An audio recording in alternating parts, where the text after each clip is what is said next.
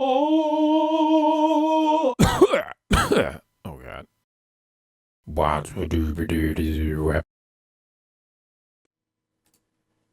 Hello, ladies and gentlemen. Gavesty here. This is the heroic raid guide for Immerseus, the first heroic boss in Siege of Orgrimmar. Now you can click on the annotations on screen if you want the quick raid guide or any of the role-specific fight guides as well. So let's get started. So for your raid composition, you'll want 2 tanks, standard, and 2 or 3 healers. I hate having to say this every time, but as it turns out, people get angry with me if I don't explicitly say the raid composition stuff, so sorry about that. That said, the insight that we found was that with 2 healers, it seemed fairly stable for the most part in this fight. There are a few situations where things get a little dicey, but as long as you handle the basic mechanics pretty well, 2 healers seem, to make do pretty easily. And although our raid group is overgeared for normal difficulty in this zone, since this is only week 2 for heroics, or week 1 really, the first week of heroics, then I would say that we are appropriately geared to begin doing heroics. So that should give you some sense of the amount of healing required. As usual with heroic guides, I'll just talk about the main changes for the heroic version and assume you know the basics from normal. So the first new change on heroic is the ability Swirling Corruption. And this is used on Immerseus during the normal phase while you're fighting him directly. This is a buff that he will gain approximately 13 to 14 seconds into the phase. So if you look in the right of my target frame, I've outlined a little section. Right there, you just saw a pop-up of a buff. It's very tiny, but that is the Swirling Corruption buff. So as I said, he gains it about 13, 14 seconds into the phase. And as soon as this is applied, he'll gain a number of stacks of Swirling Corruption. The Swirling Corruption stack count is equal to half of his corruption at the time that he emerged that phase. So the very first time that he does it, when you just engage the boss, he will gain a stack of 50 Swirling Corruption. And then if you get him down to 80 corruption after the first submerge phase, when he comes back up, the next time he does Swirling Corruption, he'll have half that of stacks, which is 40 stacks, of course, and so on. So, like many things in this fight, the number of stacks and therefore the difficulty of handling this ability becomes easier as the fight progresses. So the way Swirling Corruption works is while it is active on Immerseus, any direct attacks made against him will remove a stack of the buff from Immerseus and essentially transfer it to a player. And this transference occurs through a buff on the player called Sha Corruption. This is a dot over 6 seconds that will stack, and the stack damage increases very rapidly with each stack. So there on the screen, you can see a rough table of the approximate damage relative to the stack count on the player. This is approximate because I couldn't figure out what the exact formula was, but suffice to say, that is kind of the average numbers that we saw across our raid. And people that got beyond that stack number would essentially have some sort of immunity or massive cooldown, so I couldn't really tell what their damage was. But as you can see, the very first tick or stack is 2,500, and when it goes up to 175 or so for the 6th, it's going up quite rapidly. Now, one brief word of caution regarding how you apply your stacks to yourself. The basic tooltip or information says that it's just single target abilities, but we had some raid members that had issues getting stacks when they weren't using single target abilities, at least that they thought. So it seems very likely or probable that procs and things of that nature that are technically single target but not really in your control may also have a chance to give you a stack. So just be aware of that. In terms of damage reduction, we'll talk about how we mitigated that in a bit, but just keep in mind single target attacks for the most part are what apply it, and it goes up very fast. Now, when you remove a stack of Swirling Corruption from Immerseus, in addition to transferring that stack in the form of a dot to the player, it also creates a little ad called the Congealed Sha. and you get 1 ad for every stack of Swirling Corruption you remove from the boss. So again, 40 stacks removed, 40 ads. These guys don't have very much health. They have normal threat tables, all that stuff. And they will spawn within melee range, somewhere around the boss, kind of within melee radius of him. So effectively what happens is 13 or 14 seconds into a normal phase, the boss will gain Swirling Corruption. Immediately ads will start to spawn. You can see them all around the room there. They just start popping up because the stacks are going to be pushed off the boss very quickly by your entire raid attacking like normal. So the important thing here is for your tanks to have a proper system set up so that they can pick these up quickly. Again, they do spawn within that melee range position, but if your raid is too spread out or your tank positions are wrong, your rotations are wrong, all that stuff, these are going to run rampant really quickly, especially early in the fight when there are 50 of them. So, that said, killing a Congealed Sha does not have any effect on the progression of the fight, so to speak. In other words, by the time a Congealed Sha has spawned, you've already done what you need to do. You've removed the stack from the boss, and that's just an aftermath of removing that stack. But for the most part, generally speaking, you do not need to kill a Congealed Sha to push the fight forward into that phase or anything like that. It's just something there to force your raid to deal with the ads, handle the control, all that stuff. So the second new ability for Heroic is Sha Pool. And this is quite easy to deal with overall. As you might guess, this ability occurs during the submerge phase of the fight. So what happens is once Immerseus submerges, a Sha Pool will form, which is a corrupted pool in the center with the same size as Immerseus' normal pool. However, the Sha Pool expand in size very rapidly, and the edges of this pool dictate the explosion edge or radius that will trigger the puddles that you're dealing with in the submerge phase. So in normal, they would reach the center and explode, hitting Immerseus. But in Heroic, the Sha Pool, which expands, dictates where those explosions will occur. So if you just let it expand out quickly, as it's trying to do, it will explode all the puddles that are moving toward it much faster. So you can see it getting quite large there, and it's growing again and again and so on. In addition, every time it hits one of these puddles, it will expand in size. So the basic goal is to keep the pool small during the submerged phase so that you have as much time as possible to do the normal mechanics of dealing with the damage or healing puddles that are moving in the oozes.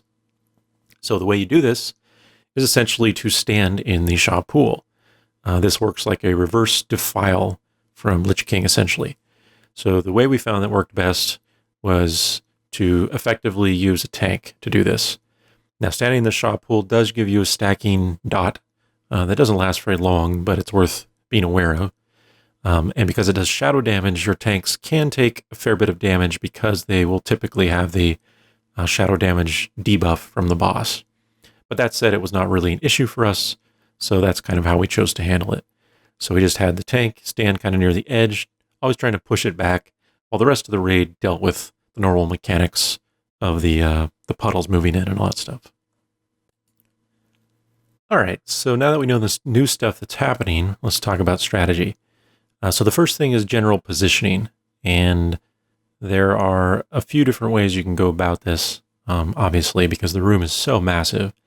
But I think the overall goal for Heroic should be, in my opinion, controlling the damage intake from the dot stacks on the raid, as well as controlling the Congealed Sha spawns, because there are just so many of them.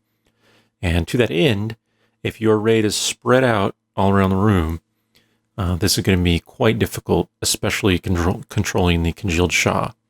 But moreover, if you're spread out, it means your heals are also spread out, simply just due to the size of the room. So for that reason, we found it was better to keep the raid close together, and this helped control, the spawn locations of the ads, or rather where they can be aggroed from easily by tanks. But it also, more importantly, kept everyone within heal range because the damage from the dot, as I said, gets very high very rapidly. So as we go back to the normal phase here, you can see our basic position is essentially to use the waterway that comes into the entrance as sort of our front line. And our ranged players are kind of spread out along that line because that water is safe to stand in, with our healers right up front in melee, pretty much. And then our melee DPS to the right and our tanks off to the left. The goal here was to keep our tanks always one quadrant over from the rest of the raid, so that the raid was not ever in danger of getting the breath, the cone attack that Sha or that Immerseus uses on him. So you can see kind of the blue raid marker there.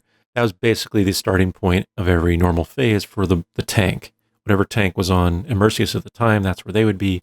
And then the healers and the rest of the raid were free to use this quadrant where I'm standing now. And the breath would never hit the raid that's standing here if it was casting on the tank that's one quadrant over. Now, once the ads spawn, then we stack up in the quadrant where the raid is, including the tank that was on Immerseus. But we do this because we're doing it at a time when breath is not coming out, when the cone attack will not occur. So let's talk about the Congealed Sha management in relation to those positions that I was mentioning. So here, as we start the fight again, we'll just go through this example. If you look on the left with the green triangle, you can see our tank that's on the boss right now is our monk tank. And he's off to the left, waiting for that blast, that corrosive blast to hit him. Now, once that's hit him, he knows that he has, on average, about 30 seconds, but no less than 25 seconds before the next corrosive blast. So he can safely move over here. So he does an excellent job of coming over to the raids section here when all those ads are popping up. And he and our other tank, our paladin tank, can AE and, just grab all the threat on those things as they're spawning here while the rest of the raid AEs them down. The basic goal and our timing to deal with these is to attack them after we've removed the stacks during the swirl. So when Immerseus is swirling around, not only is he not attacking a tank, so the tank is free to move, but more importantly, we know that since he's swirling, he's not going to use Corrosive Blast. Even though we know the basic timings on that and when the cooldown is available, we can make absolutely certain that time is safe for the tanks all to stack up with the raid, get all those ads close together, and we can AE and cleave them down. So that is the basic premise behind our Congealed Sha strategy. We started in our normal positions, so here we'll do it again, and you can see this time we don't have Bloodlust right now, so it may take a little bit longer, but we'll have fewer ads because, again, his corruption is lower than it was at the start, right? So here's the Corrosive Blast. Again, it was on our monk tank there, and now he's moving over in position, and here come all the ads, and you can see the stack count on Immerseus to the right. So he's actually swirling right into the raid here, and we'll talk about this in a little bit. This is just a possibility. So he still has a few stacks, 10 stacks or so. So we could have done a little more damage to him to get our last few ads out earlier, because now we're kind of wasting some DPS, a few are spawning here and there, but it's not the end of the world. There's not very many of them up. And again, we didn't have Bloodlust, so this one is going to be one of the more difficult transitions for this. But the basic premise applied there. So again, our monk tank does a great job of staying over to the side until that Corrosive Blast hits, coming over to the raid position, gathering all the ads with our other tank. We AE them down as best we can, and then our tank gets back in position before the next blast is due, which should be after the swirl has occurred around that time. Okay, so with the ads out of the way, we'll talk a little bit about dealing with the dot damage from Sha Corruption, from getting stacks off the boss. As I mentioned before in that section, the damage ramps up very quickly. So the way we found that worked best was kind of to deal with this in two different ways. The first was to set an arbitrary limit of the number of stacks that we wanted our raid members to get to before they stopped attacking the boss so that they could have their stacks reset.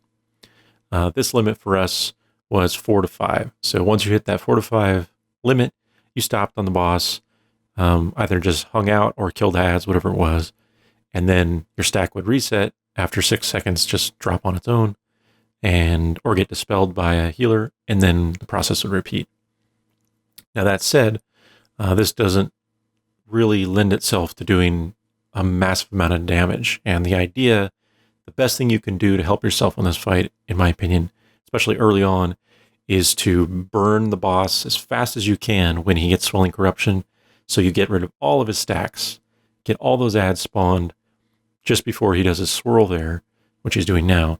And then once all the ads are out and his stacks are gone, do your best to mitigate the damage or clear the damage from the dots, deal with the ads, and then you're free for the rest of that phase.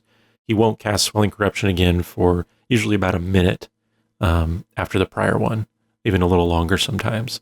So usually that should be plenty time to push him to the next submerge phase and start the process over.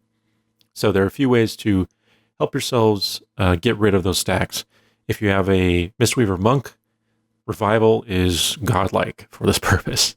So that was one of the main things we did, was when we bloodlusted at the beginning to burn through those 50 stacks right away. Once all those stacks were gone, I would just Revival, and everyone's stack would reset, and we'd be fine, pretty much.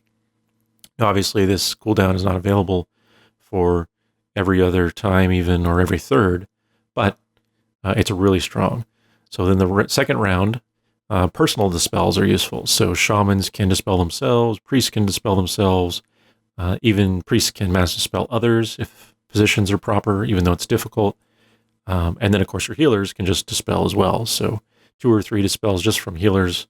Monks on their own, regardless of their spec, can magic dispel themselves, all that stuff. Whatever you've got, basically mitigate the stacks as much as you can. Another thing that is helpful is to have some indication for your healers to use dispels on particular players that get stacks very rapidly. So that'll just depend on the raid composition you have, the players, all that stuff. For example, I mentioned before that stacks seem to go up faster for some abilities that were sort of proc-based almost. So we found our DPS warrior got a lot of extra stacks. We thought it might be from mastery. Same thing for our elemental shaman. His stacks seem to go up fast, all that stuff. Whereas other players just don't get them as quickly.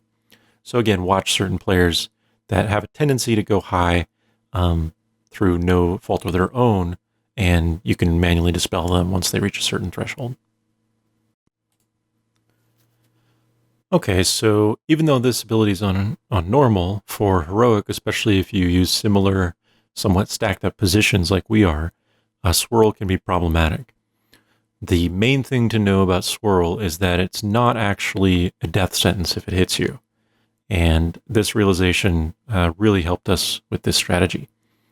So it does around, I want to say 350,000 damage when it hits you and it knocks you away. However, this damage can hit multiple times if you keep following the path or just stand stationary. It's really just a matter of luck whether that occurs if you're just standing still. But if you purposely run through the swirl effect, and it's always going to rotate clockwise, so if you run counterclockwise through it, it should only hit you one time. And sometimes then it seems to even miss if you have movement speed boosts or whatever. So effectively, the way we dealt with Swirl is staying in our relative positions, looking quickly where it's going to spawn when it starts to come up. And if it's a danger to us, call out and mumble or vent, whatever, for players to use personal cooldowns and run through it. That's really the strategy, if you can even call it that, for Swirl. It worked just fine, and there was no need to mess around with anything else for it. So that's the best way to deal with it, in my opinion, is to not really worry about dodging it so much, to simply keep people topped off in health and then use a cooldown if you need one to get out of it. Another thing, based on this position here, if you use it by the doorway, our druid found that you can actually outrange it.